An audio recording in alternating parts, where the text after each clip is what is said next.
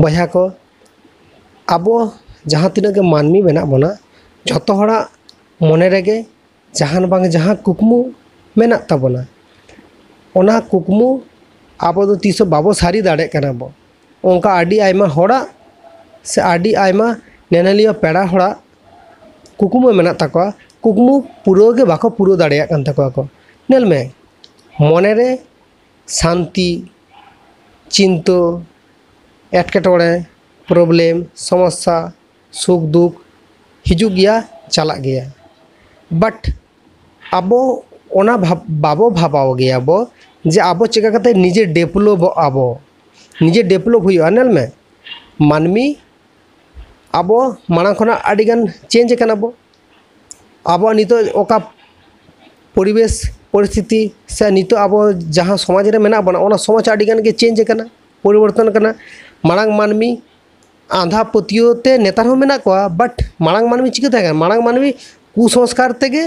पेरे चाबा लेना हो आडिगान के कुसंस्कार कम मेना बट ओना को मिद धाव रे जे मने खना उडुक गिडियाम ओंका दो बांग गानोआ कारण आबो समाज कुसंस्कार तेगे पेरे कना जहाँ बा जहाँ मीटिंग जहाँ कारण होयतो देखा मिया को जहाँ रिन आमरिन सिखनत लगित जहाँ टीचर हुयु आमरिन आयो बाबा हुयु आमरिन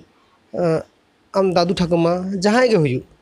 एबारे जहाँ के लिया मिया को जहान कथा के शेयर मिया को एबारे आम ओना बांग बिचार लियाम से निजेरा चिंता मत कते बांगेम ने लिया जे ओना जहान कथा लिखे को ओना ठीक कथा लिखे दाय से गलत कथा लिखे दाय इ नोआ चेतान इन फोकस मुन जहाँ के लिया में जे चांदो दो स्थिर गया पृथ्वी हो स्थिर गया सूर्य आचुरुक कना ओना जुदी जहाँ कथा लेमाय नेतार का नोआ जमाना रे हेज कते आम पतियाम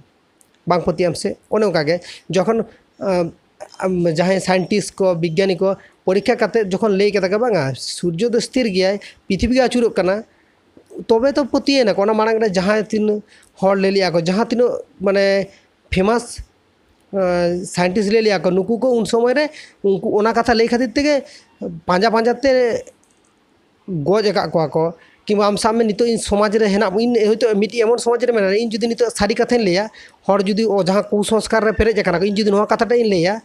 हर लैया इस उनी दो आबो समाज विरोधी हर कना उनी दो एकबार दाल गजे जाबो कि उनी दो नोआ समाज खना एकबार बाहर गिडी कायाबो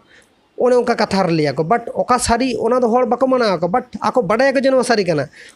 आबो समाज नोंका गया आम सामने मीटिंग जहाँ के समाज रे जहाँ के मीटिंग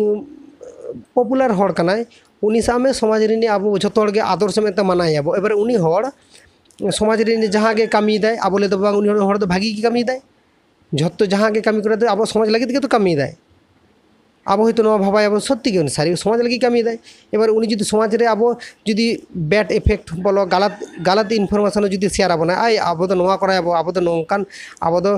नोंका भाबते कमी करा लखाने नोआ तो भागी हुयुआ जुदी उनी हो ले आम तो उनिया कथा के पतिया कारण आम तो निजेरा विचार बुद्धि शक्ति चेद बाचू तमा कारण आम तो एटा हड़ा बुद्धि तेगे आम तो हेनामा उनिया बुद्धि तेगे चला कना तो ओने ओंका के नितो आबो निजेरा बुद्धि तहन तुलिज हो बुद्धिटा बाबो कमी रे लगाय दा ओने ओंका नेतार सिचुएशन हेज कना।